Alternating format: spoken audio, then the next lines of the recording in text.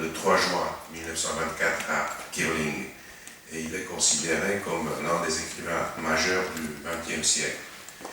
Je pense qu'il n'y a pas de doute là-dessus. Et il est surtout connu pour ses romans Le procès du château, ainsi que pour la nouvelle La Métamorphose. Je pense que c'est la nouvelle que tout le monde connaît, puisqu'elle fait partie du programme de baccalauréat. Et je doute aussi que beaucoup de gens ont lu Le procès du château, mais tout le monde connaît le mot Kafka.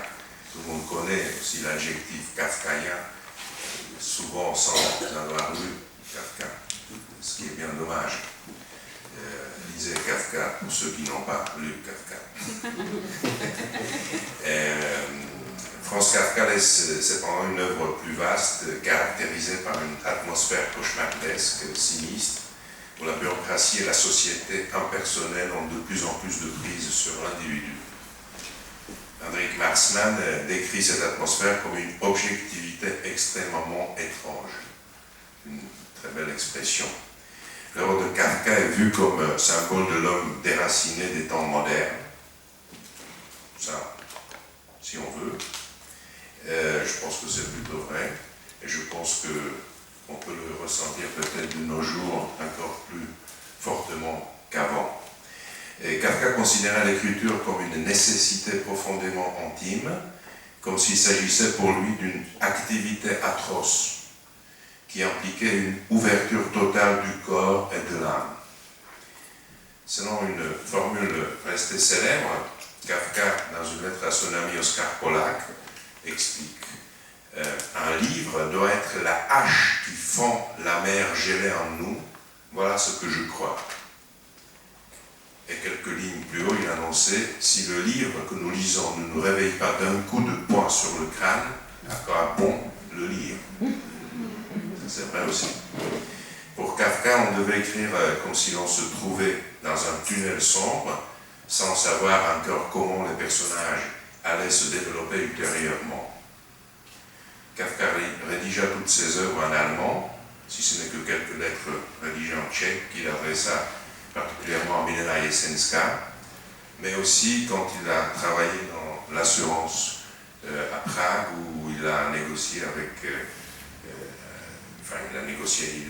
il écrivait des rapports, et c'était également en grande partie en tchèque, donc il maîtrisait très très bien le tchèque.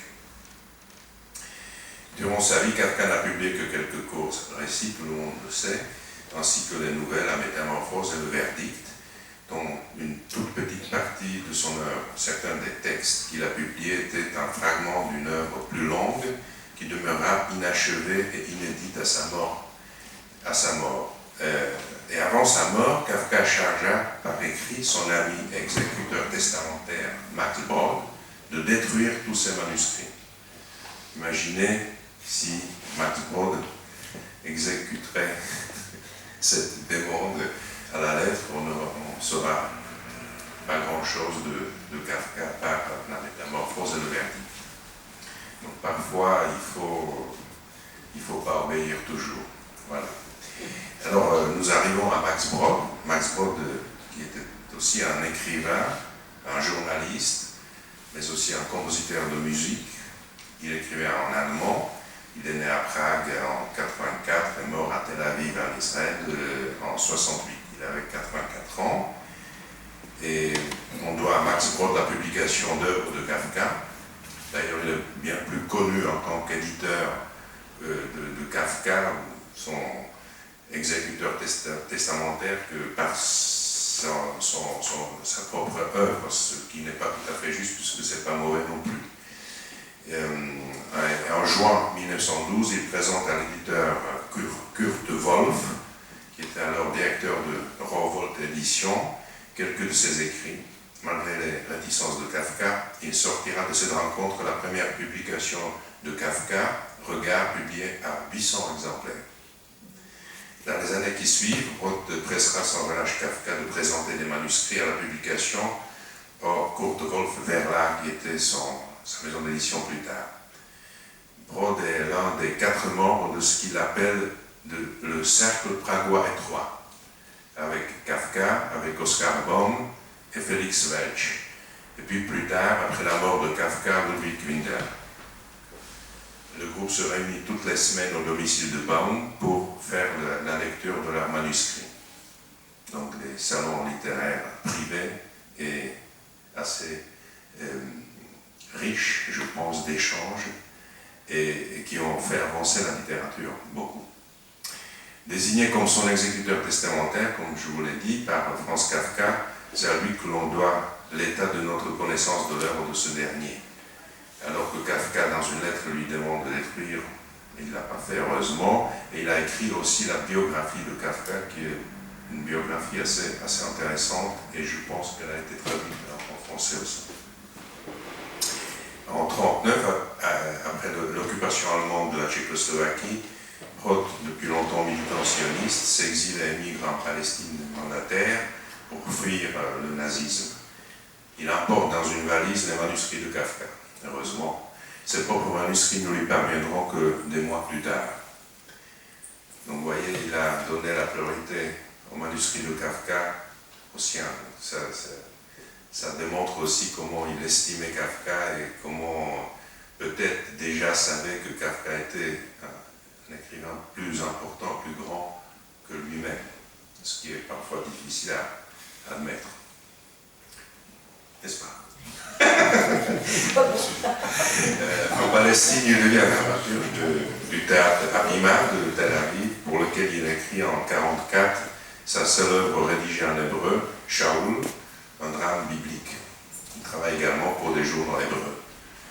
Il a eu quand même en 1948 un prix Bialik pour son roman Galilée, ce qui ne se fait pas sans quelques difficultés car l'ouvrage n'est pas écrit en hébreu mais en allemand. Et passons maintenant à un autre grand écrivain de ce milieu pragois, qui est Franz Werfel, poète, romancier, dramaturge. Werfel est un des protagonistes du courant expressionniste de l'entre-guerres. Ses principaux thèmes sont la musique, l'histoire et la foi catholique, étonnamment, bien qu'il ne se soit jamais converti. Il est un des rares auteurs de son temps à avoir dénoncé la génocide arménien par son roman Les 40 jours de Moussadag. Je vous le conseille fortement.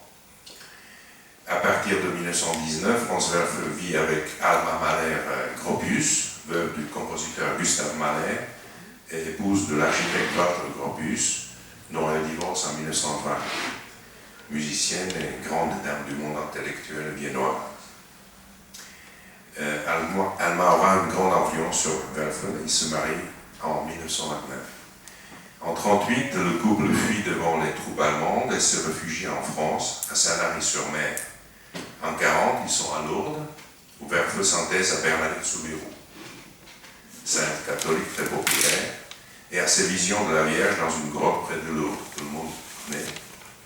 Et il fait le vœu d'écrire un livre sur Bernadette s'il était sauvé. Il écrit en 1941 son célèbre roman Le chant de Bernadette. Aussi, c'est très intéressant. Et parlons d'autres auteurs qui sont peut-être moins connus que Kafka, que Brod ou que Werfel. C'est par exemple Johannes Urgidil, qui est un écrivain, poète de langue allemande aussi, qui est contemporain de Kafka. Il écrivait beaucoup sur Prague et la Bohème, il parlait couramment le tchèque et représentait à sa façon la Prague cosmopolite du début du XXe siècle. Citant un seul livre parmi d'autres, publié aussi en français, qui s'appelle La fuite de Kafka. C'est sorti chez Desjonquières en 1991, pour ceux qui s'y intéressent. Et après, il y a un personnage intéressant qui s'appelle Hermann Unger, qui est aussi un écrivain tchécoslovaque de langue allemande, qu'on surnommait le Kafka moral. Vous voyez, Kafka, il revient toujours. Il est mort à 36 ans en pleine maturité créatrice. Unger laisse une œuvre peu abondante mais dense, composée de 2 romans, 4 longues nouvelles, 8 courts récits et 3 pièces de théâtre. Et je vous conseille particulièrement son roman Les Mutilés, ou L'assassinat du capitaine Annika, ou bien La classe. Tous ces 3 romans sont édités aussi en français. Un autre écrivain qui est né à côté de Prague, dans une ville qui s'appelle Rakovník, qui s'appelle Leo Perlus, que vous connaissez probablement. Léo hésite pour ses études entre les mathématiques et la littérature pour se lancer finalement dans la première voie. Il était mathématicien. Il quitte Prague à 17 ans pour étudier à Vienne. Il découvre une formule qui porte son nom et publie un traité du jeu de bridge fondé sur le calcul des probabilités. Probabilité et la littérature sont des choses qui se rejoignent probablement. En octobre 1907, il est employé comme actuaire par la compagnie d'assurance italienne Assicurazioni Generali.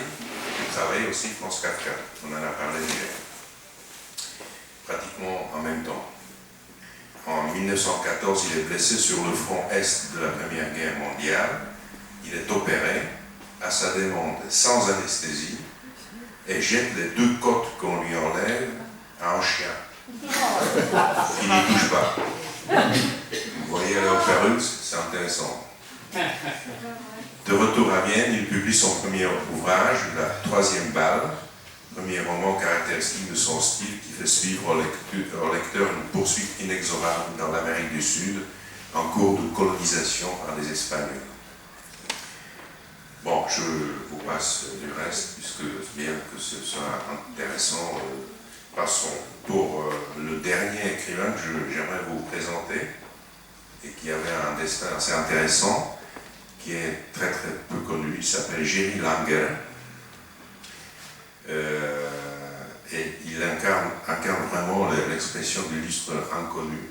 C'est quelqu'un qui, dont son frère aussi est écrivain, qui s'est complètement consacré au mysticisme juif et au racinisme, et il a écrit un livre, peut-être le plus important de ces livres, c'est Les 9 portes du ciel, sous-titré Les secrets du hasidisme. C'était publié par Albin Michel avec la préface de Jacques Attali en 1997. C'est un ouvrage vraiment très très intéressant. Maintenant, c'est très difficile de passer le pont de faire. Oui, après le racidisme, il n'y a pas beaucoup d'acidisme dans le livre de Bonnie Cailloud. Il y a d'autres choses. Donc, on ne peut pas faire le pont. Alors, Monique, c'est à toi. Allez, à toi. Avant tout, je remercie Michael, le directeur du centre, pour nous inviter dans ce lieu incontournable de Saint-Germain, et qui est un lieu très important pour moi parce que j'ai passé de longues années à assister au festival de jazz. Et je me réjouis que ce festival recommence à nouveau au mois de septembre. Et bon voilà, c'était l'aparté. Je voulais dire 2 choses avant que Valérie Denbach, mon éditrice, présente mon livre.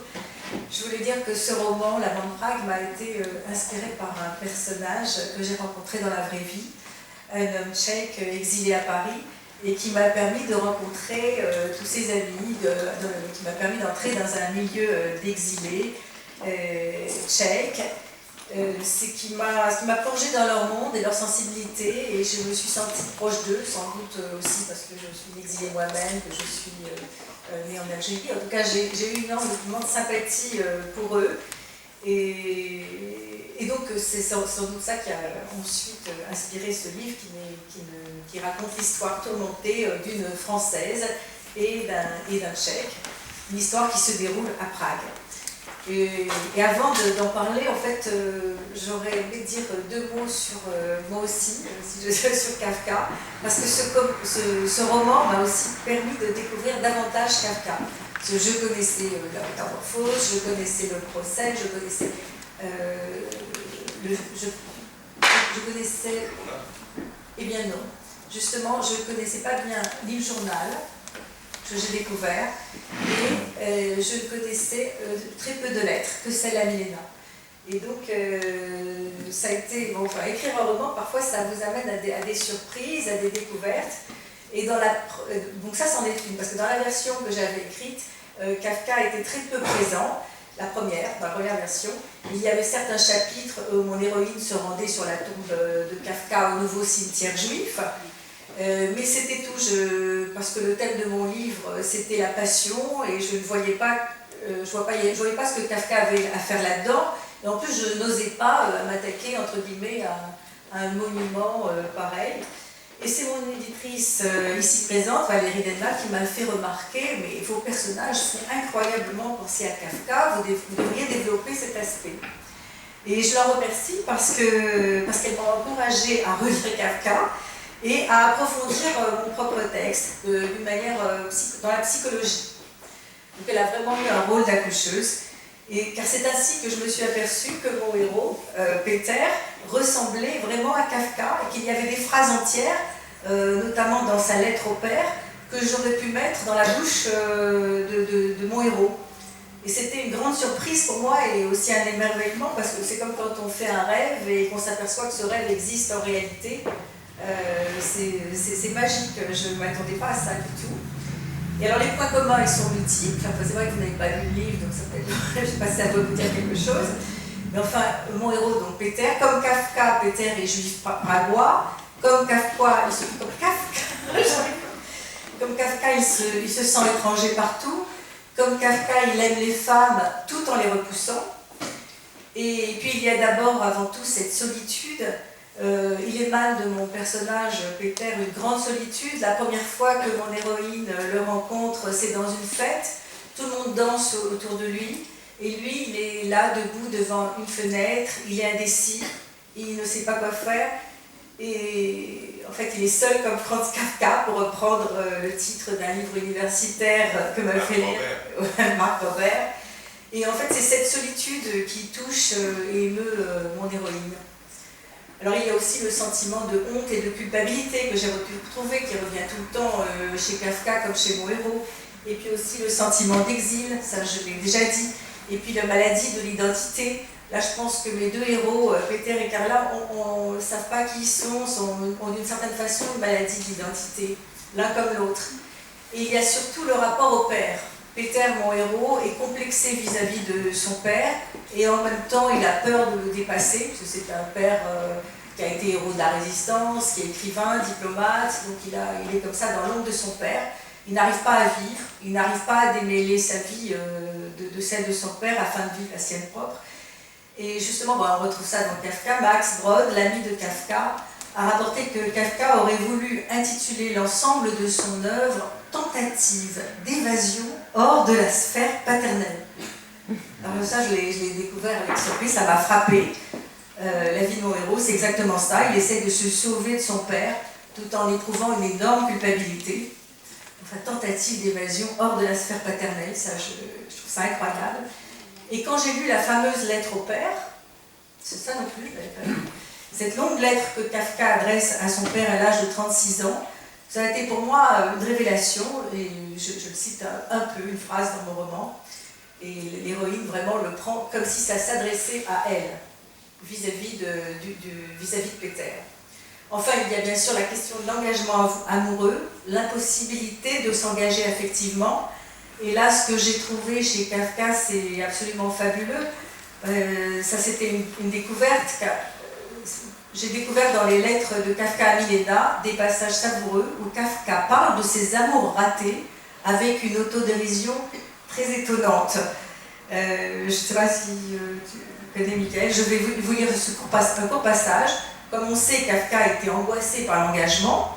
Il s'est fiancé 2 fois avec la même femme, Felice, et ne s'est jamais marié, finalement. Cela, on le sait. Mais ce qu'on sait moins, et qu'on découvre dans cette lettre, c'est que Kafka se savait destructeur autant qu'autodestructeur. Alors je le cite. « Le point commun avec mes 3 histoires de fiançailles, c'est que tout a été de ma faute. J'ai fait le malheur de mes 2 fiancés.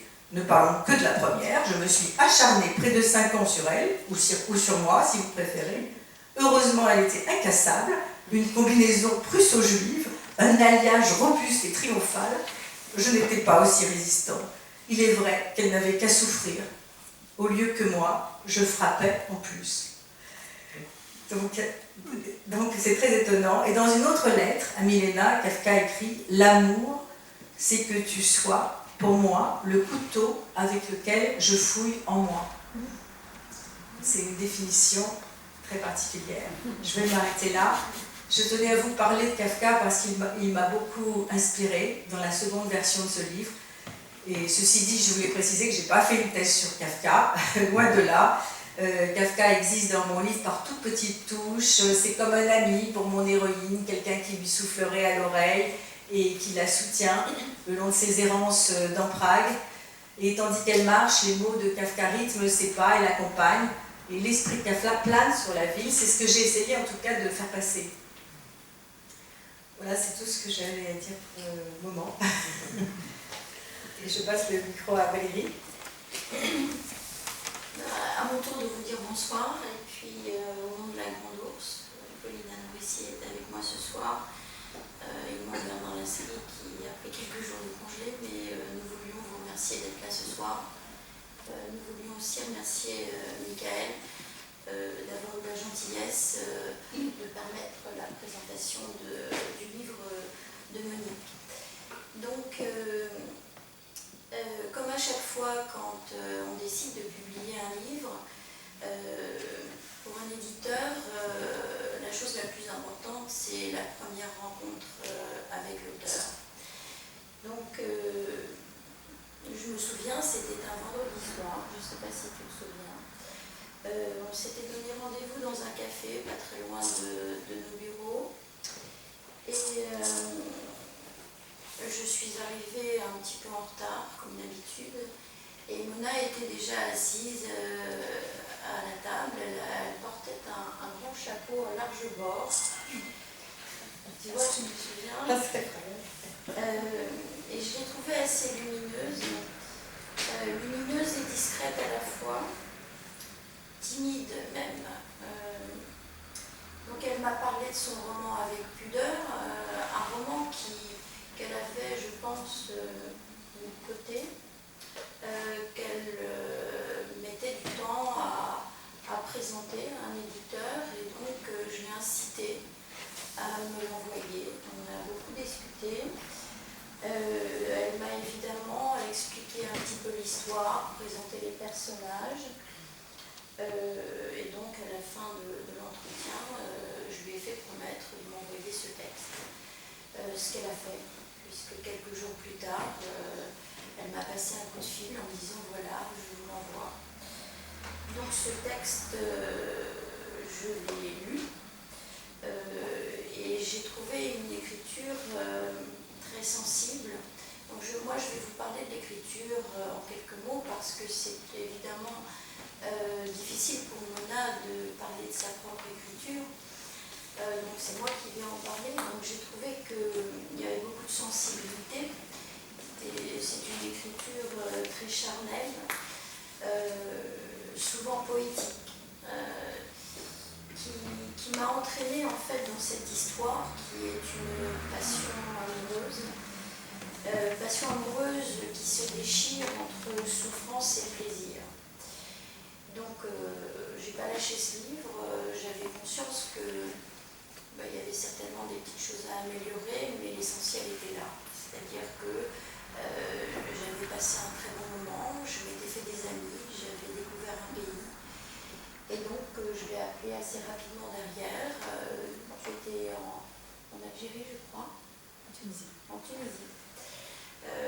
Et là, on a fixé un rendez-vous pour je me souviens plus, mais c'était quelques jours plus tard pour discuter de ce roman.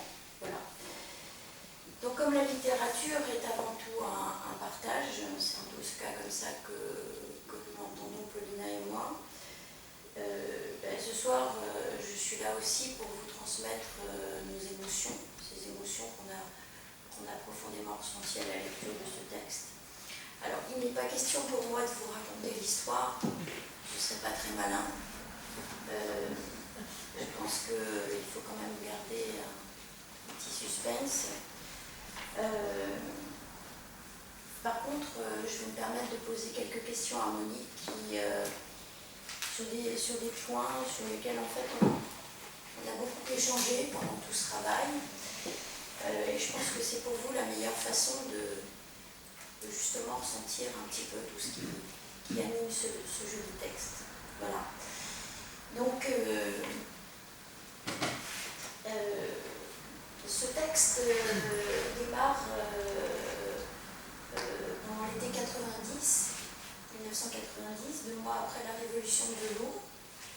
Et je me souviens t'avoir demandé pourquoi tu avais choisi cette période pour camper cette histoire, ces personnages. C'est un beau moment, c'est un moment d'euphorie, de bouleversement total. Et je vais paraître, justement, mon héros est en pleine reconstruction. Et c'est un moment où c'est le plein chambardement dans son esprit. Mon héros est en exil à Paris. Et au moment où il sait que c'est la révolution, il part, donc au moment où le bloc soviétique s'effondre, il part tout de suite, cet été-là, à Prague, et après 20 ans d'exil. Donc c'est un moment très important pour lui. Il y va sans proposer à Carla, donc ils ont une relation un peu chaotique, faite de rupture et de retrouvailles. Il ne lui propose pas vraiment, mais quand il dit qu'il part à Prague, elle dit je vais te rejoindre.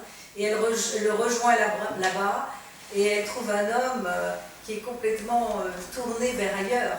Enfin, elle voudrait continuer à vivre son histoire d'amour. Elle est venue avec sa valise, avec son amour, mais il est complètement ailleurs, et elle va essayer de le comprendre et finalement de le comprendre à travers la ville. Justement, là tu m'aides pour la question suivante. Cette ville, Prague, moi je l'ai ressentie dès le début du roman comme le troisième personnage de ce texte. On a d'abord Carla, une femme méditerranéenne, chaleureuse. On a Peter qui est beaucoup plus discret et timide. Et puis on a la ville dans laquelle en fait toute cette histoire va se dérouler. Je voudrais savoir quel est le rôle de cette ville. Ce que tu as voulu faire passer justement par la présence, parce que c'est comme une femme, c'est comme un homme. C'est comme une femme, la ville c'est la rivale. Peter est fou amoureux de sa ville. Et donc il va rejoindre sa ville, et elle va le suivre, et lui ne pense qu'à la ville, et elle ne pense qu'à lui. Donc c'est comme 3 personnages qui se courent après. Et c'est un roman sur l'incommunicabilité entre 2 êtres qui sont fondamentalement différents, et une incommunicabilité que mes personnages n'arrivent à dépasser que par la sexualité. Parce que Peter, on ne l'a pas dit, ne parle pas. C'est un homme qui est... Enfin, il parle seulement quand il boit, comme beaucoup d'Europe de l'Est. Il y a beaucoup de gens comme ça qui chantent. D'ailleurs, vous avez passé à la version tout à l'heure. Il peut être mutique, fermé, et tout d'un coup s'allumer après, être complètement différent dès qu'il a bu quelques verres, changer complètement de personnalité. Et justement, donc, tout ce qu'il ne lui dit pas, elle va trouver dans la ville. Et aussi dans la ville, elle va trouver ce double visage, ce visage qui change. Il y a à la fois un visage lumineux et parfois un visage maudit, carrément maudit. Quelque chose qui est complètement double et qui passe de l'un à l'autre. Et donc elle se retrouve devant un mystère. Avec cet homme qui ne parle pas, elle se retrouve devant un mur, et souvent dans Prague, elle se retrouve devant un mur de mystère aussi. Et c'est cette découverte-là, à travers la vie et à travers cette commune. En tout cas, même si effectivement Prague est la rivale, on ne peut que tomber amoureux de Prague dans ton roman. Dans mon roman, dans la réalité. Dans la réalité et dans ton roman surtout. Oui. J'ai encore une question, et ça aussi, quand on a travaillé ensemble, c'est quelque chose qui m'a pas mal interpellée. Ce choc des cultures. Alors, est-ce que c'est le mot choc que je devrais employer? J'ai longtemps hésité justement à choisir, mais on a, donc comme je disais tout à l'heure, Carla, qui porte un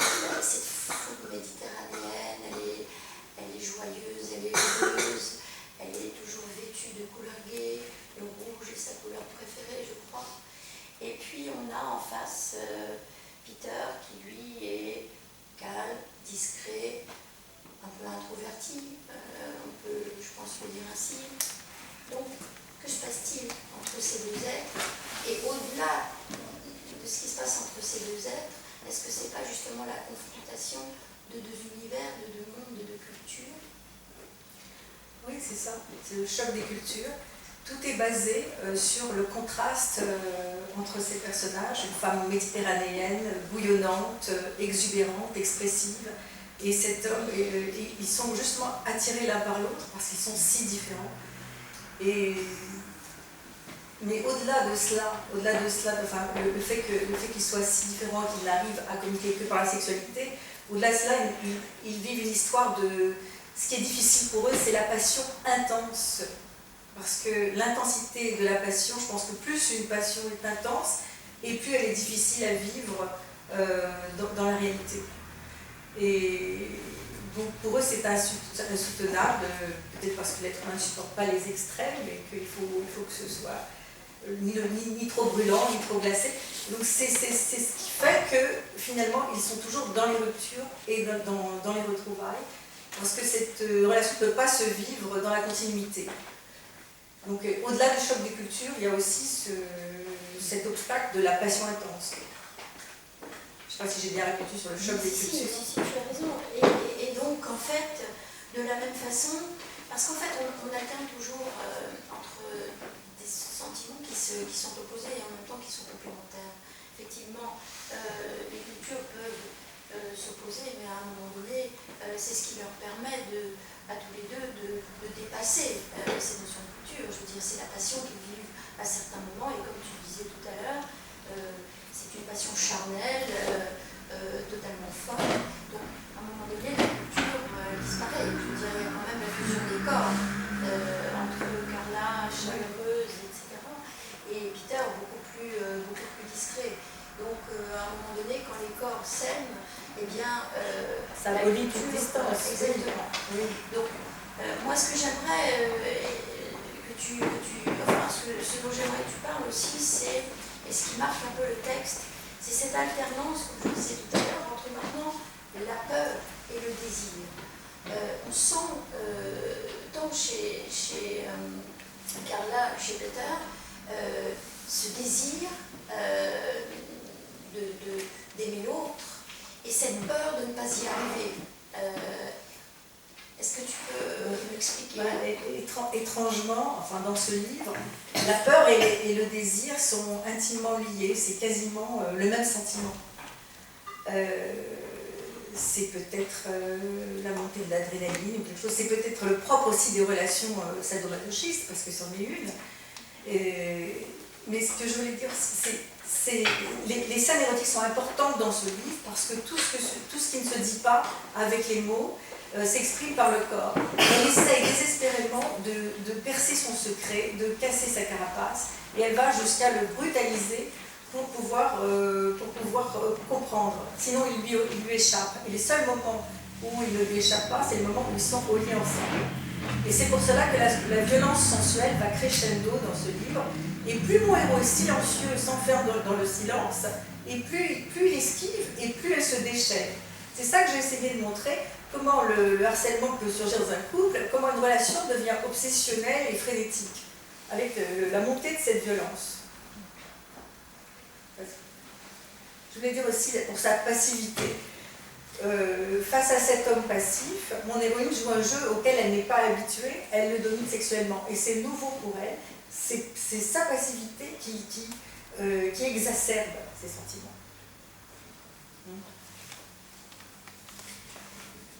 Je ne sais plus si tu as dit ou si tu as écrit, parce qu'on a tellement parlé ensemble, mais tu as prononcé une phrase qui m'a marquée, c'est l'amour, c'est la rencontre de blessures. Et c'est un peu ce qui symbolise toute cette histoire. Est-ce que tu peux, rapidement? Oui. Oui, je pense que ils ont des relations un peu névrotiques, un jour oui, un jour non. On dit que l'amour, c'est souvent la rencontre de deux blessures, de deux failles, Il y a certains psys qui disent que c'est l'emboîtement de deux névroses. Alors on tomberait amoureux parce qu'on est sensible à la souffrance de l'autre. L'autre nous renvoie à l'enfant qu'on a été et que sans doute on est toujours. Et ici, pour mes héros, c'est tout à fait ça. Carla éprouve une énorme compassion pour Peter. Elle aimerait l'aider, le guérir de ses blessures, le sauver. Elle cherche à tout prix à faire marcher cette relation. Et en fait, elle est prête à payer le prix fort pour vivre ces moments de fusion sublime. Et elle va presque jusqu'à se sacrifier, enfin, se détruire, se sacrifier. Je ne veux pas raconter comment ça évolue. Mais voilà. Justement, par rapport à ça, j'ai vraiment une question à te poser, parce que, en tant que femme, parce qu'effectivement, je pense que ce roman, lorsqu'on est une femme, on va le vivre différemment, par rapport à l'idée que peut se faire un homme de ce texte. Parce qu'il y a tellement de sentiments, de sensibilité exacerbées, il y a des souffrances, il y a des désirs, il y a des envies. Et je pense qu'on aura tous un regard différent. Moi, la question que j'ai à te poser, c'est jusqu'où peut-on aller par amour, parce que Carla, elle, pousse la souffrance, elle se perd, elle s'égare. Et voilà, c'est une question importante à laquelle je souhaiterais que je me pose aussi cette question. Jusqu'où peut-on aller par amour sans se détruire? Alors mon héroïne va loin. Elle est dans la compassion, elle aimerait aider Peter, le guérir de ses angoisses. Quoi qu'il fasse, elle essaye de le comprendre. Elle est capable même de subir des rejets, des humiliations, sans rien dire. Et on peut se demander si ce personnage est masochiste. Mais en fait, non. Elle cherche quelque chose. Elle cherche quelque chose. Elle est têtue, elle cherche avec entêtement. Elle a sans doute besoin de se coltiner à cet affrontement très dur pour prendre conscience de ses propres fêlures. En fait, peut-être que d'une certaine façon, il l'aide à exorciser ses propres problèmes à elle, finalement, dont elle n'était pas consciente. Oui. Donc, on ne va pas en dire plus parce qu'on vous entraîne. J'espère qu'ils ont compris l'histoire. Éternel masculin. Très bien vu. Donc, comme psychanalyste, tout ce que vous avez dit est très juste. Ah, merci. Vous avez lu le livre? Non. En tant que ce discours. Mais ce discours est proprement est très vrai. Ah, merci. Du point de vue psychanalyse, en particulier sur la ville. La ville, c'est la mer. Hein. Et là, bien entendu. Et donc, c'est normal qu'il change. Et ça, c'est très bien vu, très bien analysé, qu'il change. Sa personnalité change quand il arrive dans sa vie. Parce qu'il est dans son lieu. Il est dans son lieu et elle n'est pas dans son lieu. Et il a peur qu'elle soit l'étrangère. Et là, elle lui apparaît comme l'autre, l'étrangère. Et puis donc la rivale, c'est la mère, en fait, c'est pas l'amante. Bien sûr. Ça a toujours été ça. Ah oui. Et ensuite, par rapport à la notion de désir, et c'est très juste, parce que de toute façon, bien entendu, on est face à l'autre, on est face à nos propres manques, puisque l'un et l'autre, on a nos propres manques. Et forcément, ça ne peut pas marcher. C'est pas par hasard que quand on dit il n'y a pas de rapport sexuel, ça ne peut pas marcher excellemment, comme on le voudrait. C'est ça notre idéal qui forcément fout le camp, quand on est dans la réalité d'un rapport amoureux, sexuel, qui ne peut pas marcher excellemment, loin de là. Et là, on se retrouve face à nos propres manques, chose encore très bien vue, et ou la révélation de son propre être en tant que manque à être. Oui, ça a été un catalyseur. C'était un catalyseur. Oui. Vous avez peut-être des questions à poser. Alors, parce que le micro,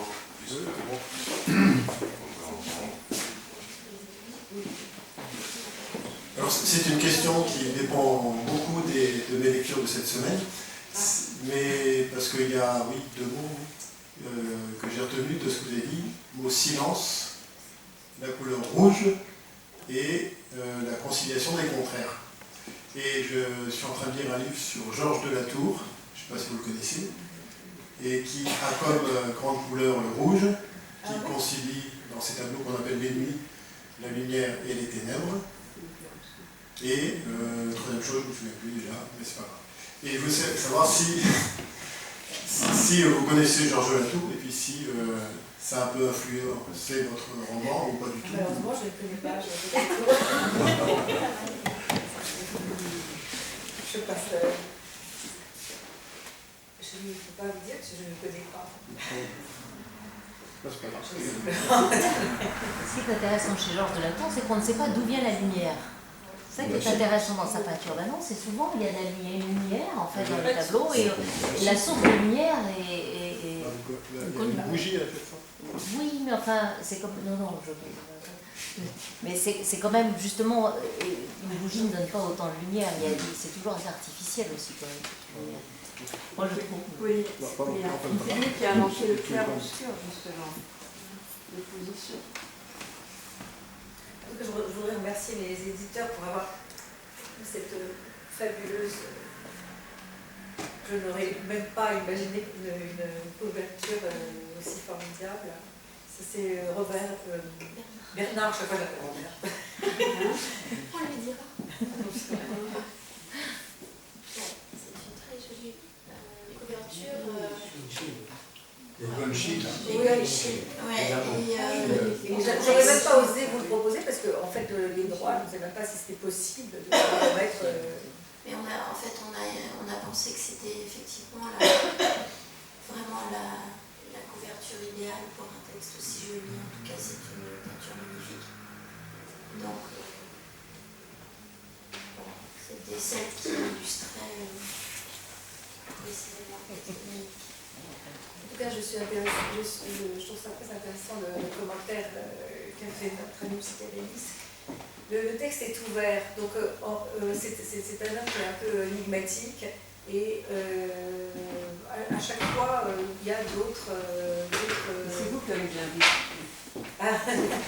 Non, j'ai laissé ouvert, donc ça m'intéresse de savoir ce qu'on peut. Le peu que j'ai en idée. Ouais. Parole, quoi. Oui. C'est vrai que, si je peux rajouter une petite chose, c'est que à la lecture de ce texte, en fait, effectivement, il y a le personnage et cette passion qu'il partage, mais forcément, à la fin du texte, on se pose systématiquement des questions sur soi-même, et sur sa vie, sur ses amours, sur ses désespoirs, sur ses joies. Donc, comme le dit Monique, le texte est ouvert et nous interpelle à chaque page. Et ça, c'est quelque chose qui est vital en littérature. C'est-à-dire s'interroger sur soi-même à chaque fois. Je trouve que c'est vraiment important. Il y a une question. Alors, est-ce que cette histoire aurait pu se vivre de la même façon, avec la même intensité, ailleurs et avec les mêmes personnages? Je pense que cette histoire, justement, est complètement exacerbée.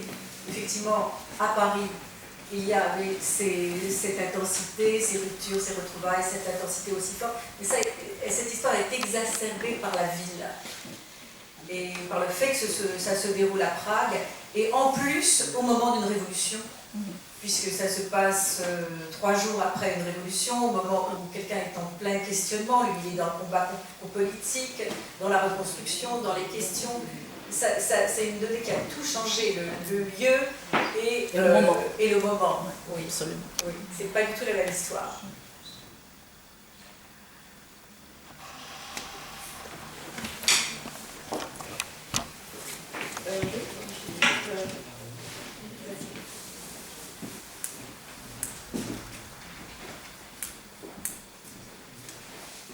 Bonsoir.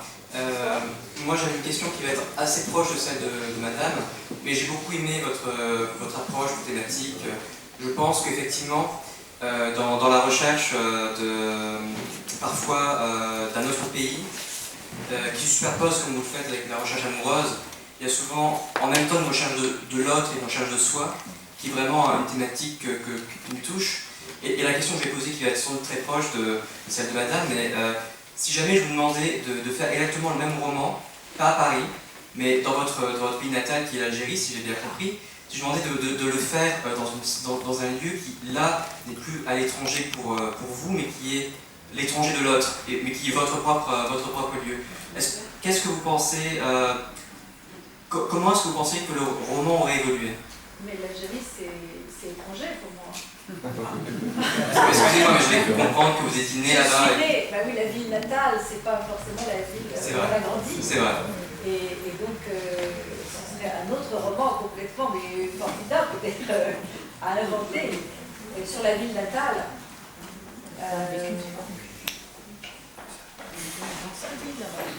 Donc, avec le même personnage. Le même personnage dans une situation complètement opposée, et vous devriez chercher au fond de vous-même un peu la vision de l'homme. Et peut-être que l'héroïne serait plus assurée dans sa vie natale. J'imagine qu'elle réussirait à l'attirer sur son terrain. Tandis que là, on est sur le terrain de l'autre. Et elle risque justement, là, avec la mélancolie qui flotte dans Prague, elle se laisse contaminer par cette mélancolie, alors que peut-être qu'avec le vent d'Alger, avec la brise, ça va gérer les angoisses. Peut-être que mon héros lui-même serait tout à coup plus gai. Ça change tout aussi, une certaine caresse du vent, ça change tout. Non, effectivement, le lieu peut beaucoup influer. Mais Un roman complètement différent. D'ailleurs, je vais me mettre à écrire en rentrant chez moi. Merci, monsieur. L'héroïne serait peut-être plus réservée à Alger. Ah, l'héroïne serait plus réservée à Alger. Peut-être. Chose qu'elle peut-être qu'elle ne se permettrait pas.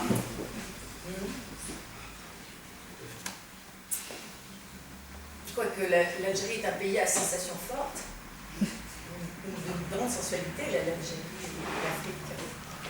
Je ne sais pas. Voilà. Les cachets. Oui, voilà. Bien sûr, avec en plus des choses plus fortes. parce que c'est interdit. Interdit à toute la démonstration aussi. Comment vous avez connu Prague et quel est votre sentiment par rapport à cette ville et comment vous avez écrit Prague, comment vous avez écrit ce livre? Est-ce que vous êtes allé à Prague pour l'écrire ou c'était des souvenirs? Non, mais justement, c'est parti, ce livre a été inspiré par un personnage vrai que j'ai connu à Paris et qui m'a fait connaître tout un milieu d'exilés à Paris. Et ensuite, je les ai connus au moment de la Révolution et ensuite j'ai découvert Prague pour une première fois en 90. Et quand j'ai réécrit l'autre version, parce que je l'ai laissé, en fait, j'arrivais pas à terminer ce roman parce que c'était des ruptures, des retrouvailles et j'arrivais pas à terminer. Il y avait sans arrêt des ruptures, d'autres ruptures, je n'ai jamais terminé ce livre. Donc je l'ai mis de côté. Et quand j'ai rencontré Valérie et que j'ai réussi un peu à le terminer et qu'elle m'a donné aussi envie de le retravailler, eh bien je suis retournée donc l'année dernière, au mois de juin, à Prague. Et c'est comme ça que j'ai enrichi et développé, et j'ai relu Kafka aussi, et je rajoutais par petites touches, comme je le disais, c'est pas une thèse, par petites touches des phrases de Kafka. Je dis dans l'avion, elle lit le journal, et il lui revient en mémoire des phrases du journal. Alors de 90 jusqu'à l'année dernière, ça fait une dizaine d'années. Je parle de Prague. 20 ans sans pouvoir sans pouvoir terminer votre sans terminer le roman. D'accord. Pourquoi? C'est à travers des souffrances, à travers... Mais je vous ai dit, il y avait rupture, retrouvaille, je n'arrivais pas à terminer ce roman.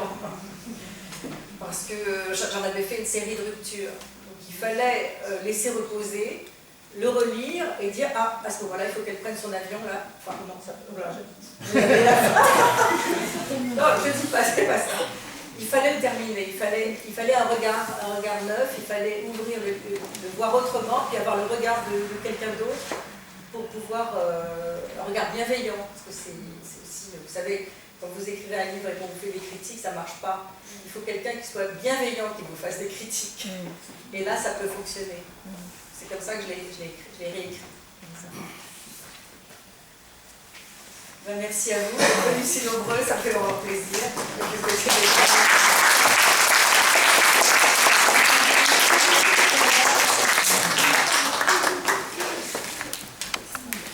On va boire un verre.